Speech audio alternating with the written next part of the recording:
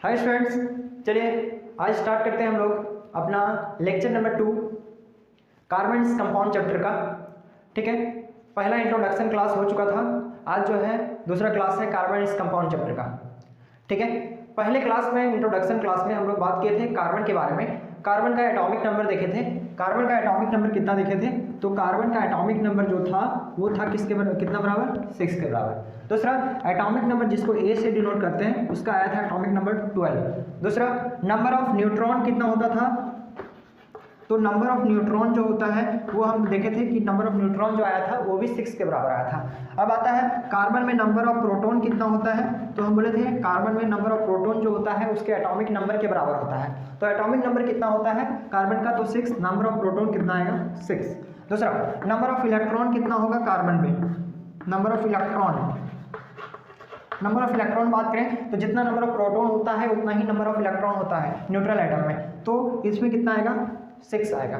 ठीक है, तो इतना ये कार्बन के बारे में कुछ बेसिक बात था। देखो एक चीज बताए थे, कितना अच्छा बात था, कार्बन का जो न्यूट्रॉन का नंबर था कार्बन में वो कितना था? 6 के बराबर था। दूसरा नंबर ऑफ प्रोटॉन जो था वो भी 6 के बराबर था। नंबर ऑफ इलेक्ट्रॉन जो था वो भी कितना है? 6 के बराबर है। इतना कुछ हम लोग बात किए थे कार्बन के बारे में, बेसिक बात ये था।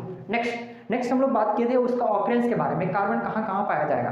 तो कार्बन कहाँ कहाँ पाया जाएगा इसके लिए हम बताए थे कि कार्बन जो है लिविंग थिंग में भी पाया जाएगा, नॉन लिविंग थिंग में भी पाया जाएगा। ठीक है, और दूसरा प्लांट में पाया जाएगा, एनिमल में पाया जाएगा। ठीक है, और कार्बन का डिफरेंट फॉर्म होता है, मतलब जिसको बोलते हैं एलोट्रॉप्स। ठीक है, जैसे कार्बन जो है डायमंड जो देखते हैं, डायमंड जिसके लिए दुनिया पागल है। ठीक है, वो भी क्या है, क्या चीज़ से बना हुआ है? कार्बन से बना हुआ है। कोयला क्या है? कार्बन है। ठीक है, कार्बन से ही उसमें मैक्सिमम कंटेंट जो है वो कार्बन का, बाकी तो इम्प्योरिटीज है उसका। ठीक है, नेक्स्ट अगर बात करें जो भी CNG, पेट्रोल, ये सब जो है वो सब क्या है? उसमें कार्बन है। ठीक है, दूसरा एक चीज़ और बात किए थे इंट्रोडक्शन क्लास में बात किए थे कि जो भी कार्बन, मतलब जो भी कार्बन होता है, जिसमें भी कार्बन होता है, जो भी सब्सटेंस में, उस सब्सटेंस को अगर जलाया जाए तो उस सब्सटेंस को अगर जलाने से एक गैस बाहर रिलीज होता था, उस गैस का नाम था CO2, जिसको बोलते हैं कार्बन डाइऑक्साइड। ये गैस बाहर निकलता है जब कोई भी कार्बन कंटेनिंग सब्सटेंस को अगर जलाया जाता है। तो यहाँ तक बात हो गया था। फिर बात किए थे कार्बन के बारे में, फिर एक और बात हुआ था कार्बन के बारे में, ये हो गया नंबर ऑफ न्यूट्रॉन का बात हो गया, नंबर ऑफ प्रोटॉन का बात हो गया, नंबर ऑफ इलेक्ट्रॉन के बारे में बात हो गया, इतना सारा बात हो गया था। पॉलीथीन, ठीक है, जो कैरी बैग हम लोग पॉलीथीन जो यूज करते हैं कभी सब्जी लेने के लिए, और भी दुकानदार जो देता है पॉलीथीन में सामान भर के, वो भी पॉलीथीन क्या चीज़ से बना हुआ था? तो वो बना हुआ रहता है तुम्हारा क्या चीज़ से? तो वो भी कार्बन से ही बना रहता है। तो उसमें क्या होता है ना, चेन से।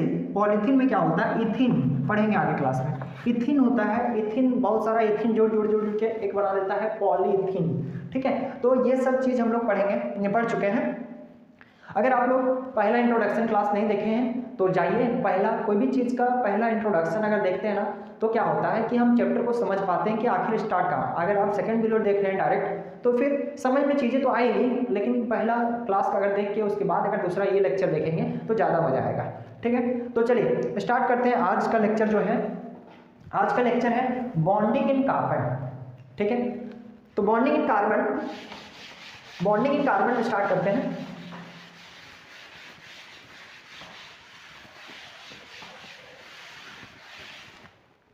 तो देखिए ये जो टॉपिक है बॉन्डिंग इन कार्बन के बारे में जो है ना थोड़ा सा डिटेल जो भी जानते हैं वो बॉन्डिंग मतलब हर जगह दिखेगा। ये जो बॉन्ड बनाता है ये बॉन्डिंग का कंसेप्ट हर जगह आएगा। ठीक है, तो चलिए स्टार्ट करते हैं। बहुत प्यारा सा टॉपिक है जिसका नाम है बॉन्डिंग इन कार्बन, और ये जो बॉन्ड बनाएगा इसका बॉन्ड का नाम होगा कोवलेंट बॉन्ड। तो चलिए स्टार्ट करते हैं आज का लेक्चर। ठीक है, तो आज का लेक्चर क्या है? Bonding in carbon. ठीक है, जरा देखते हैं कार्बन के बारे में क्या है। तो कार्बन का एटॉमिक नंबर कितना है? तो कार्बन का एटॉमिक नंबर है 6। ठीक है, कार्बन का एटॉमिक नंबर 6 है। तो कार्बन का अगर इलेक्ट्रॉनिक कॉन्फ़िगरेशन लिखें तो 2 और 4 आएगा, ये बात तो फिक्स है। आप लोग पता है कि हम बोले थे कि फर्स्ट जो सेल होता है, मतलब पहला जो सेल होता है उसमें 2 ही इलेक्ट्रॉन रह सकता है। ठीक है, नेक्स्ट जो जितना बचा इलेक्ट्रॉन वो किस में जाएगा? तो सेकंड सेल में जाएगा, मतलब वो लास्ट। तो 2 अगर चला गया तो बचा कितना? 4 इलेक्ट्रॉन, तो वो कितना होगा? लास्ट सेल में, जिसको बोलते थे क्या? ये वैलेंस इलेक्ट्रॉन है। वैलेंस इलेक्ट्रॉन मतलब वैलेंस सेल में जो इलेक्ट्रॉन आ रहा है उसको बोलते हैं वैलेंस सेल इलेक्ट्रॉन। ठीक है, लिख लो वैलेंस सेल इलेक्ट्रॉन। ठीक है। अब बात करते हैं कि कार्बन ऐसा क्या है कि अदर 118 एलिमेंट जो अभी तक पाया गया है उसमें से ये हट के है, ये जो है यूनिक है, मतलब ये इतना बड़ा चैप्टर बना डाला, इसके पीछे रीजन क्या रहा होगा। ठीक है, तो आज इसी के बारे में पढ़ते हैं। तो सबसे पहला पॉइंट है कि ये कैसा बॉन्ड बनाएगा, ठीक है, या फिर इसका इतना बड़ा कहानी करने के पीछे रीजन क्या है। तो देखिए सब्जी हम लोग यहाँ से सबसे पहले बेसिक बात करते हैं, तो कार्बन का एटॉमिक नंबर देखते हैं तो वो 6 आता है, इलेक्ट्रॉनिक कॉन्फ़िगरेशन लिखते हैं तो 4 आता है। ठीक है, तो हम लोग एक पढ़े होंगे आप लोग मेटल और नॉन मेटल चैप्टर में, एक आयोनिक कंपाउंड होता है। आयोनिक कंपाउंड में क्या देखे थे, आयोनिक कंपाउंड के बारे में थोड़ा सा रिवाइज करवाना चाहेंगे। तो आयोनिक कंपाउंड में देखे थे कि आयोनिक कंपाउंड में कोई भी जो बॉन्ड बनता है, मतलब Na, जैसे आयोनिक कंपाउंड का एक एग्जांपल लेते हैं तो NaCl है, तो NaCl में ये जो बॉन्ड बन रहा है Na और Cl के बीच में, ये कैसा है, ये जो कंपाउंड फॉर्म कर रहा है वो कैसा कंपाउंड फॉर्म कर रहा है, तो ये आयोनिक कंपाउंड फॉर्म कर रहा है। ठीक है, आयोनिक कंपाउंड कैसे बनता है, तो ट्रांसफर ऑफ इलेक्ट्रॉन से बनता है। चलिए ये टॉपिक को ही कवर कर देते हैं। आप लोग कहाँ से पढ़े हैं हमको नहीं पता, या कैसे पढ़े हैं उसको नहीं पता, थोड़ा सा हम जो पढ़ा रहे हैं आयोनिक कंपाउंड के बारे में उसके बारे में जरा देखिएगा। ठीक है, इसको अभी थोड़ा सा वेट कीजिएगा इसके बारे में। अभी थोड़ा सा हम कहाँ चल रहे हैं, आयोनिक कंपाउंड से कंपेयर करेंगे इसको, कार्बन को। क्या ये आयोनिक कंपाउंड फॉर्म कर सकता है कार्बन, अगर कर सकता है या नहीं कर सकता है, रीजन जानेंगे कि क्यों नहीं कर सकता है, या करेगा तो क्यों करेगा। ठीक है, चलिए सबसे पहले लेकिन आयोनिक कंपाउंड को समझते क्या है। देखिए आयोनिक कंपाउंड में क्या है, जैसे एक आयोनिक कंपाउंड को उठाते हैं जैसे NaCl, ये तो पता है कि सर ये आयोनिक कंपाउंड होता है, लेकिन इसके पीछे रीजन क्या है। ठीक है, देखिए सोडियम का अगर एटॉमिक नंबर लिखते हैं तो सोडियम का एटॉमिक नंबर आता है 11। हम बोले थे एटॉमिक नंबर पूरा याद होना चाहिए 1 से लेके कम से कम 30 तक। ठीक है, तो देखिए सोडियम का एटॉमिक नंबर अगर 11 है तो इसको अगर इलेक्ट्रॉनिक कॉन्फ़िगरेशन लिखेंगे इसका तो क्या आएगा, 281 आएगा। बड़ा सिंपल है, हर बार लिख रहे हैं इसको। दूसरा, अगर क्लोरीन का बात करें तो क्लोरीन का अगर बात करें तो 28, इसका एटॉमिक नंबर 17 सॉरी, तो 17 है तो कितना आएगा, 2 पहला चला गया, 8 गया, फिर कितना आएगा, 7 आएगा। ठीक है, देखिए ऑक्टेट रूल के अनुसार से, ऑक्टेट रूल क्या बोलता है कि कोई भी एलिमेंट जो है वो अपने लास्ट सेल में चाहता है कि हम 8 इलेक्ट्रॉन को रखें। ठीक है, 8 इलेक्ट्रॉन को वो रखना चाहता है, तो 8 इलेक्ट्रॉन को रखना चाहता है। अगर ये सोडियम अगर चाह रहा है कि हम 8 इलेक्ट्रॉन को रखें तो 8 इलेक्ट्रॉन रखने के लिए इसको क्या करना होगा, तो 8 इलेक्ट्रॉन रखने के लिए इसको 1 इलेक्ट्रॉन को यहाँ से लूज करना होगा, मतलब बाहर फेंकना होगा। ठीक है, तो अगर क्लोरीन को अगर देखें तो क्लोरीन भी चाहता है कि अपना 8 इलेक्ट्रॉन को हम अपना किसी तरह कर लें, तो 8 लास्ट सेल में, बैलेंस सेल में 8 इलेक्ट्रॉन चाहता है क्लोरीन, तो मतलब 8 इलेक्ट्रॉन चाहने के लिए इसको 1 इलेक्ट्रॉन का जरूरत पड़ेगा। तो 1 इलेक्ट्रॉन का जरूरत पड़ेगा तो 1 इलेक्ट्रॉन इसको कहीं से चाहिए होगा, जबकि 1 इलेक्ट्रॉन इसको क्या है, एक्सेस है। ठीक है, 1 इलेक्ट्रॉन का इसके पास ज़्यादा है जबकि 1 इलेक्ट्रॉन इसके पास कमी है। ठीक है, दूसरा सर ऑक्टेट रूल से क्या होगा, 8 इलेक्ट्रॉन रखने से क्या होगा, तो 8 इलेक्ट्रॉन अगर उसका बैलेंस सेल में आ जाता है तो वो जो होगा वो स्टेबल कहलाएगा, मतलब वो स्टेबल फील करेगा, मतलब बहुत ज़िंदगी मस्त होगा, ज़िंदगी मतलब एकदम कोई तबाही नहीं रहेगा, ज़िंदगी मस्त जिएगा। तो अगर ये चाह रहा है, सोडियम अगर चाह रहा है कि 28 अगर ज़िंदगी जीना के लिए मज़े से ज़िंदगी जीना चाह रहा है तो क्या करना होगा, इसको 1 इलेक्ट्रॉन को लूज करना पड़ेगा। क्या सर हमेशा 8 ही इलेक्ट्रॉन रख के ज़िंदगी मस्त जी सकता है, नहीं। एक ऑक्टेट के बाद एक दूसरा होता है डुप्लेट। ठीक है, डुप्लेट मतलब अगर डुप्लेट जैसे कि अगर मान लेते हैं अगर हीलियम का बात करें तो हीलियम जो है इसका एटॉमिक नंबर 2 होता है, तो फर्स्ट सेल में कितना है, 2 इलेक्ट्रॉन ही रहेगा, तो ये भी जो है स्टेबल कहलाएगा। मतलब डुप्लेट मतलब क्या आएगा, 2। अगर लास्ट सेल में अगर 2 इलेक्ट्रॉन, मतलब ये डुप्लेट के जैसा, हीलियम के जैसा अगर रखना चाह रहा है तो भी क्या होगा, उसके जैसा मतलब स्टेबल होगा। जैसे हाइड्रोजन का बात करें तो हाइड्रोजन जो होता है ये कोवलेंट बॉन्ड बनाता है। ठीक है, इसके पीछे रीजन क्या है बताएंगे इसके बारे में, इसका रुकिएगा। उसका लिथियम का अगर बात करें तो लिथियम का एटॉमिक नंबर कितना होता है, 3 होता है, तो लिथियम का एटॉमिक नंबर 3 है तो मतलब क्या आएगा, 2 1 आएगा। ठीक है, तो देखो ये लास्ट सेल में 8 इलेक्ट्रॉन नहीं ला सकता है क्योंकि इसके पास कोई ऐसा नहीं है जो कि 7 इलेक्ट्रॉन अपने लूज कर दे।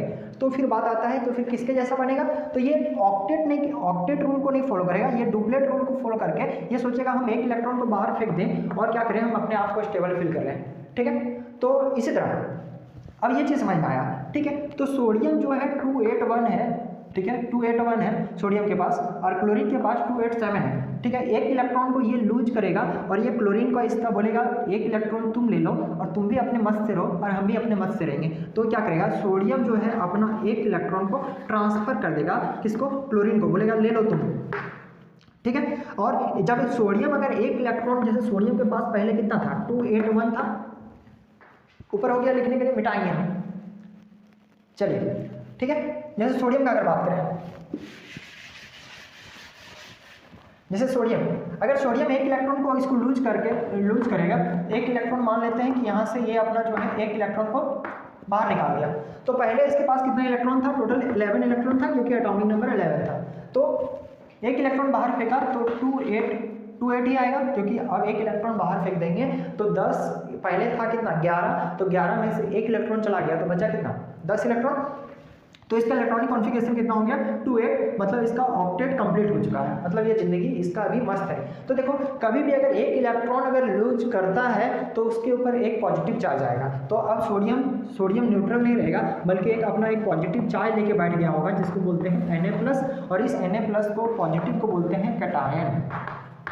यहाँ तक कोई दिक्कत नहीं, यहाँ तक तो कोई दिक्कत नहीं होगा। नेक्स्ट फिर आता है क्लोरीन के बारे में। क्लोरीन के बारे में क्या बात है, तो क्लोरीन का 287, ठीक है, इसका एटॉमिक नंबर 17 है, तो इसका 287। अब अगर 7 है तो क्या ये 7 इलेक्ट्रॉन को लूज करके ये ऑक्टेट कंप्लीट कर सकता है क्या अपना, तो नहीं, अपना ये 7 इलेक्ट्रॉन को लूज करना बहुत मुश्किल काम है, जबकि एक इलेक्ट्रॉन को लेके और क्या करेगा, अपना ऑक्टेट को कंप्लीट कर लेगा और जिंदगी मस्त कर लेगा अपना। तो क्या करेगा, मान लो अगर ये कहीं से इसको एक इलेक्ट्रॉन मिल गया, ठीक है, अभी सोडियम भूल जाओ कि एक इलेक्ट्रॉन, अभी एक इलेक्ट्रॉन लूज किया है ये, और इधर जो है एक इलेक्ट्रॉन पड़ा हुआ है, इसको एक इलेक्ट्रॉन चाहिए, ठीक है, अभी हमको नहीं पता कि इसका सोडियम का चाहिए या किसका चाहिए, लेकिन इसको एक इलेक्ट्रॉन चाहिए। तो अगर एक इलेक्ट्रॉन को ये चाहिए तो ये कैसा होगा, 287 है, एक इलेक्ट्रॉन चाहिए, तो मतलब पहले 17 था, तो अब कितना आ गया होगा 18, तो पहला में 2 गया, नेक्स्ट में 8 गया, तो 8 तो 10 प्लस 8 18 हो गया। तो अब क्या ये Cl ही रहेगा, अब Cl नहीं रहेगा, जबकि अब क्या बन जाएगा, तो बन जाएगा Cl- बन जाएगा। ठीक है, तो मतलब एक इलेक्ट्रॉन अगर लूज करेगा तो अपने ऊपर पॉजिटिव चार्ज ले लेगा, और अगर एक इलेक्ट्रॉन कहीं से ले रहा है, अरे कहीं से ले रहा है, ठीक है, अगर कहीं से हम पैसा ले रहे हैं तो मतलब मेरे ऊपर क्या आ चुका है, हम कहीं से कर्ज लिए हैं, तो कर्ज लिए मतलब मेरे पास पैसे का क्या था, कमी था, तो हम अगर कहीं से कर्ज ले रहे हैं मतलब इंटरेस्ट पे पैसा ले रहे हैं तो क्या होगा, मेरे ऊपर माइनस चढ़ेगा। तो वही उसी तरह क्लोरीन एक इलेक्ट्रॉन कहीं से लिया है तो उसके ऊपर कैसा आया है, माइनस चार्ज आया है। तो माइनस चार्ज आया है तो ये माइनस जो है इसको बोलते हैं, इसको Cl- को बोलते हैं एनायन। ठीक है, यहाँ तक कहानी समझ में आ गया। अब एक इलेक्ट्रॉन ये लूज करने के कर चुका है, एक क्लोरीन इस पर गेन करना चाह रहा है, तो ये क्या करेगा, जब ये कंपाउंड, जब सोडियम क्लोराइड बनता है तो क्या करेगा, ये सोडियम का एक इलेक्ट्रॉन लूज किया है ना, ये क्या करेगा, इसको पकड़ेगा, क्लोरीन को दे देगा और बोलेगा तुम भी जिंदगी मस्त से जियो, क्योंकि मेरे पास भी 28 मेरा ऑक्टेट कंप्लीट है, तेरा भी ऑक्टेट कंप्लीट हो जाएगा, और आओ दोनों हम लोग, अब सोडियम एक इलेक्ट्रॉन लूज के Na+ बन जाएगा और Cl- आके दोनों जो है इस आके एक कंपाउंड का फॉर्मेशन करेगा जिसका नाम होगा NaCl, और इस NaCl को बोलते हैं नमक, जो ठीक है कॉमन सॉल्ट जिसको बोलते हैं, और ये नमक के बिना जो है खाना का टेस्ट अधूरा है। ठीक है, आप कुछ भी मसाला डाल लीजिए, अगर नमक ही नहीं डालिएगा तो फिर कहानी खत्म, मतलब फिर आप क्या बनाए हैं उसका कोई टेस्ट नहीं रह जाएगा। ठीक है, तो ये देश का नमक जिसको बोलते हैं टाटा नमक, ठीक है, वही है NaCl। ठीक है, तो NaCl का कैसे फॉर्मेशन हुआ ये आप लोगों को दिख गया। एक चीज देखिए, और NaCl में एक चीज समझ में आएगा कि एक जो होगा NaCl, ठीक है, NaCl ये बना, दूसरा क्या और भी कंपाउंड जो है वो बना सकता है, आयोनिक कंपाउंड, हाँ बना सकता है। तो आयोनिक कंपाउंड बनाने के लिए सबसे पहले एक चीज याद रखिएगा, एक के पास लास्ट सेल में इलेक्ट्रॉन एक्सेस होगा, मतलब एक इलेक्ट्रॉन ज़्यादा, 1 2 3, अगर लास्ट सेल में आयोनिक कंपाउंड बनाने के लिए, आयोनिक कंपाउंड कौन कौन बना सकता है, सबसे पहले अगर आयोनिक कंपाउंड बनाना है तो उसके लास्ट सेल में मतलब ऐसा होना चाहिए जो कि एक लूज कर सकता हो, एक ही इलेक्ट्रॉन नहीं, 2 भी कर सकता है, 3 भी कर सकता है, लेकिन हाँ सबसे स्ट्रॉन्ग अगर बात करें जैसे कि पोटासियम, ठीक है, तो पोटासियम का अगर बात करें तो पोटासियम का एटॉमिक नंबर 19, तो 2 8 8 2 10 और 8 18 1, कितना आया, एक आया। ये भी जो है इसका लास्ट सेल में कितना, एक इलेक्ट्रॉन है।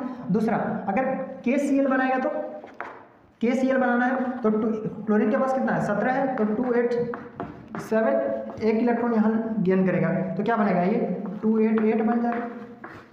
ठीक है, तो अगर 288 पचपच हो रहा है क्या, ठीक है, इसको मिटाते हैं उसके बाद फिर बताते हैं आपको।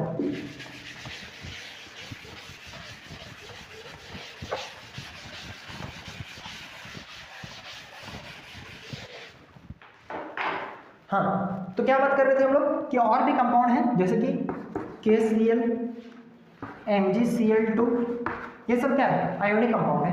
ठीक है, आयोनिक कंपाउंड में एक चीज नजर आएगा कि एक जो होगा वो अपना एक इलेक्ट्रॉन या 2 इलेक्ट्रॉन या फिर 3 इलेक्ट्रॉन, मतलब जैसे कि एग्जांपल लेते हैं सोडियम 281, ठीक है, मैग्नीशियम 282, अल्युमिनियम 283। ठीक है, अगर लास्ट सेल में अगर 1, 2 और 3 इलेक्ट्रॉन आ रहा है तो वो अपना इलेक्ट्रॉन को लूज कर सकता है और लूज करके अपना एक स्टेबल जिंदगी जीना चाहता है, मतलब एक स्टेबल मतलब जिंदगी होगा इसका। नेक्स्ट, अगर क्लोरीन, अगर मान लेते हैं फास्फोरस जिसका एटॉमिक नंबर 15 है 285, सल्फर एटॉमिक नंबर 16 286, उसके बाद क्लोरीन जो कि 7 क्योंकि इसका एटॉमिक नंबर जो होता है वो 17 है। ठीक है, अब जरा देखिए इस साइड, देखिए इसमें लास्ट सेल में 1, 2 और 3 इलेक्ट्रॉन है, जबकि इस साइड बात करें तो 4, 5 और 6 इलेक्ट्रॉन है। तो देखो इसमें क्या है कि एक इलेक्ट्रॉन लूज करने को तैयार है, मतलब इलेक्ट्रॉन जो है वो ज़्यादा होने के कारण ये स्टेबल नहीं हो पा रहा है, इसके पास ये लास्ट सेल में इलेक्ट्रॉन कम होने के कारण ये स्टेबल नहीं हो पा रहा है। तो जब ऐसे कंपाउंड मिलते हैं जिसके पास एक कमी है, एक इलेक्ट्रॉन मतलब कमी है इलेक्ट्रॉन का और दूसरा एक क्या है कि एक इलेक्ट्रॉन का जो है वो एक्सेस है, मतलब लास्ट सेल में मतलब लूज करना चाह रहा है, मतलब एक आएगा लूज करने वाला, लूज करके बना देगा कैटायन, और एक जो है इलेक्ट्रॉन को गेन करेगा और बना देगा एनायन, और कैटायन और एनायन जब मिल जाएगा तो एक आयनिक कंपाउंड का फॉर्मेशन करेगा, जैसे कि हम लोग देखे थे क्या, सोडियम NaCl, KCl, MgCl2, ठीक है, AlCl3, ये भी आयनिक कंपाउंड है लेकिन ये उतना अच्छा आयनिक कंपाउंड नहीं है, ये ज़्यादा इसमें आ जाता है कोवलेंट नेचर, थोड़ा सा बात करेंगे इसमें। ठीक है, ये और ये जो है बहुत अच्छा आयनिक कंपाउंड है। ठीक है, अब बात करते हैं नेक्स्ट, एक चीज़ और देखिएगा इसमें, नोटिस कीजिएगा कि 1, 2 और 3 मतलब मेटल किसको बोलते थे, मेटल और नॉन मेटल चैप्टर तो आपको पढ़ के आ रहे हैं। तो मेटल उसको बोलते थे जो इलेक्ट्रॉन को लूज कर सकता है, मतलब उसके पास लास्ट सेल में इलेक्ट्रॉन जो है 1 हो, 2 हो और 3 हो, मतलब इलेक्ट्रॉन लूज करने का टेंडेंसी जो रखता है उसको हम लोग रखते थे मेटल का कैटेगरी में। अगर आप लोग पढ़ के आए हैं तो, और नहीं पढ़े हैं तो नेक्स्ट वीडियो अपलोड करेंगे जब भी, तो आप लोग देख लीजिएगा मेरे चैनल से। ठीक है, नेक्स्ट, अगर कोई इलेक्ट्रॉन को गेन कर रहा है, मतलब इलेक्ट्रॉन उसके पास कमी था, मतलब ऑक्टेट कंप्लीट करने के लिए, तो उसको बोलते हैं नॉन मेटल। तो एक चीज़ और समझ में आ रहा है कि जो आयोनिक कंपाउंड होता है ना वो मेटल और नॉन मेटल, ठीक है, एक इलेक्ट्रॉन के लूज करने से बनता है जिसको कैटायन और एनायन, सिंपल ये जानो कैटायन और एनायन को मिलने के बाद जो बनता है वो बनता है क्या बनता है, तो आयोनिक कंपाउंड बनता है। यहाँ तक हो गया होगा हमको लगता है। नेक्स्ट अगर बात करें तो देखो इसमें एक चीज़ गौर कीजिएगा, सोडियम का बात की है तो 281 है, ठीक है, मैग्नीशियम का बात करें तो ये सब, लेकिन देखो 1 आ चुका है लास्ट सेल में, 2 आ चुका है, 3 आ चुका है, 5 आ चुका है, 6 आ चुका है, 7 आ चुका है।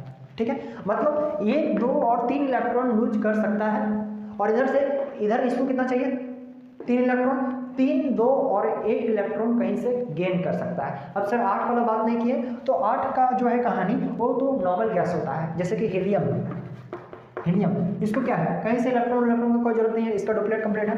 नेक्स्ट अगर बात करें, अगर सोडियम हीलियम, उसका नियोन का क्या होता है, एटॉमिक नंबर 10 होता है, तो 28, देखो इसका लास्ट सेल में 8 आ चुका है, तो 1 से लेके हम लोग यहाँ चाहिए चीज देखो बोर्ड में 1 से लेके जो है वो 8 तक में केवल 4 नहीं आया हुआ है, मतलब 4 नहीं आया क्या, मतलब 4 जो है कोई भी ऐसा एलिमेंट का एग्जांपल नहीं लिए हैं या फिर नहीं बात किए हैं जिसके लास्ट सेल में 4 इलेक्ट्रॉन आ रहा हो। तो 4 इलेक्ट्रॉन के पीछे कहानी क्या रहा है, तो वही चीज़ पढ़ेंगे। यहाँ तक समझ में आ गया आयोनिक कंपाउंड के बारे में। आयोनिक कंपाउंड के बारे में एक बार रिवीजन करवा रहे हैं। आयोनिक कंपाउंड के बारे में ये बात की है कि मेटल मतलब इलेक्ट्रॉन लूजिंग टेंडेंसी वाले जो मेटल हैं उसके बीच में, और नॉन मेटल जो इलेक्ट्रॉन गेन करने वाले हैं जिसको बोलते हैं एनायन, वो दोनों के बीच में जो कंपाउंड बनता है उसको बोलते हैं आयोनिक कंपाउंड। ठीक है, ठीक है। तो हम लोग देखें आयोनिक कंपाउंड में देख लिया कि 1 से लेके 8 तक, मतलब 1 से लेके 8 तक जो है वो सारा बैलेंस इलेक्ट्रॉन्स, मतलब उसके बैलेंस सेल में 1 से लेके 8 इलेक्ट्रॉन तक था हर केस में। लेकिन एक जो केस हम लोग ने लिए थे वैसा एलिमेंट कंसीडर नहीं किए थे जिसका कि लास्ट सेल में जो है वो 4 इलेक्ट्रॉन आ रहा हो, ठीक है। तो उसी में देखो, तो वैसा करने वाला एक एलिमेंट है, वैसा एलिमेंट वाला जो मतलब लास्ट सेल में 4 इलेक्ट्रॉन को रखने वाला एलिमेंट है वो है जिसका एटॉमिक नंबर होता है 6 और इसका होता है 2, 4। देखो यहाँ कहानी कुछ ऐसा आ रहा है 2 और 4, ठीक है। अब यहाँ बात करेंगे इसके बारे में। अब अगर बात करें सिलिकॉन का, देखो इसका एटॉमिक नंबर होता है 14, 2, 8 और 4। देखो अब यहाँ से आना शुरू हुआ बात कि इसके लास्ट सेल में 4 इलेक्ट्रॉन आ रहा है, तो अब ये बेचारा दुविधा में पड़ा हुआ है। दुविधा में कैसे पड़ा हुआ है, हम तो ये देखें कि 1, 2, 3 अगर ये 3 इलेक्ट्रॉन अगर बैलेंस सेल में आ रहे हैं तो वो इलेक्ट्रॉन को लूज कर देगा। दूसरा ये भी देखें कि अगर किसी के पास 1, 2 और 3 अगर 3 इलेक्ट्रॉन का कमी है, मतलब तो या तो 1 इलेक्ट्रॉन को गेन कर सकता है, 2 इलेक्ट्रॉन को और 3 इलेक्ट्रॉन को तो गेन कर सकता है। तो इसमें तक कहानी सही था, 8 इलेक्ट्रॉन को नहीं लेना है ना ही देना है, मतलब ना ही लूज करना है ना ही कहीं से गेन करना है, उसका वो स्टेबल है। अब आता है कार्बन के बाद। तो कार्बन में एक ऐसा, इसमें ऐसा कहानी है कार्बन के साथ कि ना ही इसको समझ में नहीं आ रहा है कि ये देखो ये डुप्लेट भी जो है स्टेबल है। डुप्लेट अगर कंप्लीट कर डुप्लेट में चला जाता है तो क्या होगा, स्टेबल हो जाएगा। अगर ऑक्टेट को कंप्लीट कर लेता है तो भी क्या होगा, स्टेबल हो जाएगा। लेकिन अगर ये डुप्लेट में जाना चाहता है, मतलब ये अगर 2 इलेक्ट्रॉन को अगर फर्स्ट सेल में रखना चाहता है और स्टेबल होना चाहता है तो इसके लिए इसको 4 इलेक्ट्रॉन लूज करना होगा। पहला केस, इसके पास 2 केस कंसीडर करते हैं। केस 1 क्या है कार्बन के साथ, कार्बन के साथ केस पहला ये केस है कि इसके पास एक 4 इलेक्ट्रॉन है, तो ये 4 इलेक्ट्रॉन को दिखेगा, अच्छा मेरे पास 4 इलेक्ट्रॉन है, ठीक है। तो हम 4 इलेक्ट्रॉन में से कार्बन के पास 6 इलेक्ट्रॉन है, तो ये सोचेगा कि चलो हम अपना जो है 4 इलेक्ट्रॉन को लूज कर देते हैं एक समय के लिए, ठीक है। तो एक समय के लिए अगर 4 इलेक्ट्रॉन को अगर ये लूज करता है तो ये बनाएगा C4-। जरा रुकिएगा, अभी लूज करना चाहेगा तो हम बोल रहे हैं, लूज करता है ऐसा नहीं बोल रहे, ठीक है। नेक्स्ट अगर बात करें तो अगर ये 4 इलेक्ट्रॉन अगर 2, 4 है, अगर मान लेते हैं ये गेन करना चाहता है 4 इलेक्ट्रॉन, तो ये क्या बनाएगा C4+। अरे अगर कहीं से अगर उल्टा हो गया क्या, हाँ उल्टा हो गया, उल्टा ये हो गया। 4 इलेक्ट्रॉन को अगर लूज किया तो लूज करता है तो वो कैटायन बनाता है जिसको बोलते हैं +4 आएगा इसके ऊपर। अगर कहीं से अगर वो गेन कर रहा है तो कर्ज ले रहा है तो उसके ऊपर माइनस आएगा। यहाँ तक कोई दिक्कत नहीं, ये उल्टा हो गया था, ठीक है। तो अब बात आता है क्या ये तो ऐसा करना चाहता है, मन तो बहुत है कार्बन का कि हम ऐसा ये 2 कहानी करके हम अपने आप को स्टेबल कर लें, क्या ये करना पॉसिबल है? ये करना पॉसिबल है, ये चीज़ को जानना है। तो देखो ये कार्बन बेचारा दुविधा में ये फंसा हुआ है कि 4 इलेक्ट्रॉन को हम लूज करेंगे और कैटायन बना लेंगे, C4+ बना लेंगे, आराम से अपना ज़िंदगी ऑक्टेट कंप्लीट जो है ये हम 2 इलेक्ट्रॉन हीलियम के जैसा बन जाएंगे और ज़िंदगी मेरा जो है स्टेबल हो जाएगा। क्या ऐसा करना पॉसिबल है? तो ऐसा करना पॉसिबल नहीं है। तो अब बात है क्यों नहीं 4 इलेक्ट्रॉन को ये लूज कर सकता है। देखो कभी भी इलेक्ट्रॉन जब लूज होगा तो इलेक्ट्रॉन को लॉस करने के लिए क्या करना पड़ता है, लॉस करने के लिए एनर्जी बहुत ज़्यादा रिलीज होता है, ठीक है। या फिर अगर हम जैसे बात करते हैं कार्बन के बारे में, तो कार्बन के अंदर क्या है, ये न्यूक्लियस है। न्यूक्लियस में क्या होगा, प्रोटॉन और न्यूट्रॉन होगा। पहला सेल में अगर 2 इलेक्ट्रॉन है तो 2 इलेक्ट्रॉन है। नेक्स्ट सेल में कितना इलेक्ट्रॉन होगा, तो नेक्स्ट सेल में जो है वो 4 इलेक्ट्रॉन होगा, 1, 2, 3, 4, हाँ 6 इलेक्ट्रॉन कंप्लीट है इसका। अब देखो अगर देखो ये जो प्रोटॉन, ये पॉजिटिव चार्ज है, एनर्जी रिलीज होगा या फिर एनर्जी देना होगा हमको निकालने के लिए उसका इलेक्ट्रॉन को, ठीक है। तो वो एनर्जी क्यों देना पड़ेगा या फिर क्यों एनर्जी रिलीज होगा, जरा ध्यान दो। अगर ये जो है ये प्रोटॉन जो है पॉजिटिव चार्ज है, इलेक्ट्रॉन जो है वो नेगेटिव चार्ज है। तो अगर ये पॉजिटिव चार्ज है, ये नेगेटिव चार्ज है, तो क्या हो रहा है कि पॉजिटिव और नेगेटिव के बीच में हमेशा जो होता है वो अट्रैक्शन फोर्स लगता है। मतलब ये फोर्स से खींचा हुआ है, मतलब ये इलेक्ट्रॉन को अपनी तरफ खींच के रखा हुआ है, जिसके कारण ये घूम भी पा रहा है। नहीं तो छोड़ देता तो उड़ जाता, बाहर चला जाता, लेकिन ऐसा तो हो नहीं रहा है। तो ये क्या कर रहा है, इसका ऑक्टेट में कंप्लीट, मतलब फोर्स ऑफ अट्रैक्शन से ये बंधा हुआ है। किसका फोर्स ऑफ अट्रैक्शन, न्यूक्लियस उसको खींच के रखा हुआ है अपने पॉजिटिव अपने नेगेटिव की तरफ। तो ये इलेक्ट्रॉन को अगर कोई किसी के पकड़ के रखा हुआ है, अगर हमको लेके बाहर जाना है तो क्या करना होगा, एनर्जी सप्लाई करना पड़ेगा। तो 1, 2, 3 इलेक्ट्रॉन तक तो कहानी ठीक है कि हम उतना एनर्जी सप्लाई कर पाएंगे या फिर उतना एनर्जी रिलीज बर्दाश्त कर पाएंगे। लेकिन अगर 4 इलेक्ट्रॉन को अगर इसको रिलीज करवाना, 4 इलेक्ट्रॉन अगर इसको बाहर लॉस करना है तो उतना बहुत high amount of energy release होगा जो कि पॉसिबल नहीं है। ठीक है। नेक्स्ट बात करते हैं कि सर 4 इलेक्ट्रॉन अगर कहीं से ले ले तो ये भी तो कर सकता है, तब तो यहाँ एनर्जी का कोई बात नहीं होगा, यहाँ भी बात होगा। यहाँ कहानी क्या होगा जरा समझिएगा, इसको जरा समझिएगा, ध्यान से समझिएगा कि सिलिकॉन का बात अभी बाद में बात करेंगे। सिलिकॉन का छोटा सा कहानी है, बीच में कहीं बता देंगे। देखिए अगर बात करते हैं कि सर ये कहानी तो क्लियर है कि high amount of energy release होगा, जिसके कारण क्या है, ये एनर्जी इतना रिलीज होने के कारण ये सही नहीं रहेगा, जिसके कारण ये 4 इलेक्ट्रॉन को लूज नहीं कर सकता है। मतलब ये इसके पास अभी कितना 2 इलेक्ट्रॉन को ये फर्स्ट सेल में केवल नहीं रख सकता है। तो अब बात आता है कि क्या अब ये सर ऐसा कीजिए ना, 4 इलेक्ट्रॉन इसको कार्बन को 4 इलेक्ट्रॉन कहीं से मिल जाए, 4 इलेक्ट्रॉन अगर मिल जाए कहीं से तो क्या कहानी होगा जरा देखिएगा। अगर ये न्यूक्लियस मान लेते हैं, न्यूक्लियस में क्या होगा, प्रोटॉन होगा और क्या होगा, न्यूट्रॉन होगा। न्यूट्रॉन को दिखाइए राउंड से, ठीक है। अब ये एक सेल, ठीक है, दूसरा 2 सेल हो गया, ठीक है, 3 सेल, लेकिन कार्बन में 2 ही सेल है तो 2 ही बनाएंगे हम। चलिए ठीक। अब जरा देखिए फर्स्ट सेल में कितना इलेक्ट्रॉन है, कार्बन का फर्स्ट सेल में इलेक्ट्रॉनिक कॉन्फ़िगरेशन लिखे तो 2, तो फर्स्ट सेल में जाएगा 2 इलेक्ट्रॉन, 1 2, ठीक है। अब बात करते हैं इसका सेकंड सेल में, तो सेकंड सेल में कितना है, 4 इलेक्ट्रॉन, 3 1 4 इलेक्ट्रॉन, ठीक है। तो फर्स्ट और सेकंड सेल में 4 इलेक्ट्रॉन है, फर्स्ट सेल में जो है 2 और सेकंड सेल में है 4 इलेक्ट्रॉन। ये टोटल 6 इलेक्ट्रॉन को है जो है वो कौन पकड़ के रखा हुआ है, 6 प्रोटॉन पकड़ के रखा हुआ है, ठीक है। अगर बोल रहे हो कि ठीक है 4 इलेक्ट्रॉन अगर ये दे दें, ठीक है, अगर 4 इलेक्ट्रॉन को अगर हम ऐड करने चलें इसका, किसके पास, कार्बन के पास, अगर हम ऐड कर रहा है ये कार्बन अगर ऐड करेगा तो सबसे पहला क्या क्या कहानी होगा। देखो अगर सबसे पहला ये कहानी होगा कि कोई भी सेम टाइप ऑफ चार्ज के बीच में रिपल्सन होता है, अपोजिट चार्ज के बीच में क्या होता है, अट्रैक्शन होता है। तो सेम चार्ज के बीच में जैसे पॉजिटिव के बीच में क्या होगा, रिपल्सन होगा, मतलब दूर भागेगा, ठीक है, और कभी भी पास नहीं आने देगा। दूसरा, और नेगेटिव के बीच में भी क्या होगा, तो रिपल्सन होगा। तो देखो हम इलेक्ट्रॉन है, 4 इलेक्ट्रॉन है, और 4 इलेक्ट्रॉन को अगर हम इसके आउटर सेल में ऐड कर रहे हैं तो 4 इलेक्ट्रॉन जो है वो ऐड होना पॉसिबल है क्या, नहीं। क्यों नहीं होगा, क्योंकि ये जो बाहर में सेल है वो इलेक्ट्रॉन को क्या करेगा, रिपेल करेगा, मतलब ऐड ही नहीं होने देगा, बार बार रिपेल कर रहा है, तो यहाँ कहानी अगर मुश्किल होगा, ठीक है। जबरदस्ती करके अगर ऐड भी कर दिया जाए, अगर 4 इलेक्ट्रॉन इसको ऐड कर दिया जाए तो कहानी क्या होगा जरा देखिएगा। 4 कहानी अगर मान लो, अगर एक समय के लिए मान लेते हैं, ऐसा होगा तो नहीं, लेकिन अगर मान लिया जाए कि अगर ऐसा हो भी गया तो क्या कहानी होगा, तो ये कहानी होगा कि 4 प्रोटॉन है, मतलब टोटल कितना प्रोटॉन है, 6 प्रोटॉन, और 6 प्रोटॉन और टोटल इलेक्ट्रॉन गिने तो पहले इलेक्ट्रॉन कितना था, 2 4 6 था, पहले कार्बन के पास 6 इलेक्ट्रॉन, और ये जो है ये 4 इलेक्ट्रॉन जो है हम एक्स्ट्रा और ऐड कर दे रहे हैं किसके, लास्ट सेल में, ठीक है। तो टोटल इलेक्ट्रॉन कितना हो गया, आप काउंट कीजिए, 4 पहले से 6 था और 4 ऐड कर दिए, कितना हो गया, 10 इलेक्ट्रॉन हो गया। 10 इलेक्ट्रॉन को क्या 6 प्रोटॉन पकड़ के पॉसिबल है, 6 इलेक्ट्रॉन को पकड़ के रख पाना, 6 प्रोटॉन जो है 10 इलेक्ट्रॉन को पकड़ के रख पाया, ये कैसे हो सकता है, मतलब समझ रहे हैं। तो इसलिए ये कहानी जो है, ये कहानी तो पॉसिबल होने नहीं जा रहा है। तो मतलब ना ही कार्बन ये कहानी कर सकता है, ना ही कार्बन ये कहानी को पूरा कर पाता है। तो अब बात आता है कार्बन आखिर करेगा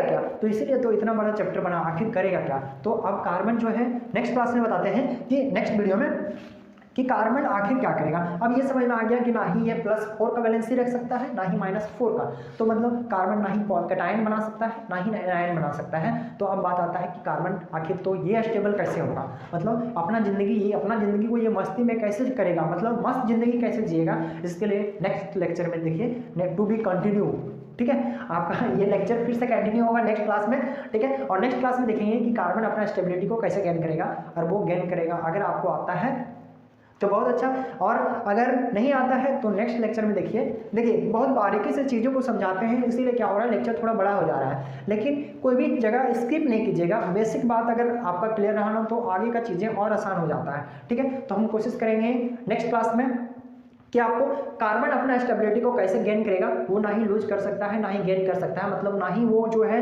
वो आयोनिक कंपाउंड तो कभी नहीं बनाएगा, ये तो श्योर है, ठीक है। तो फिर बात आता है कि आखिर वो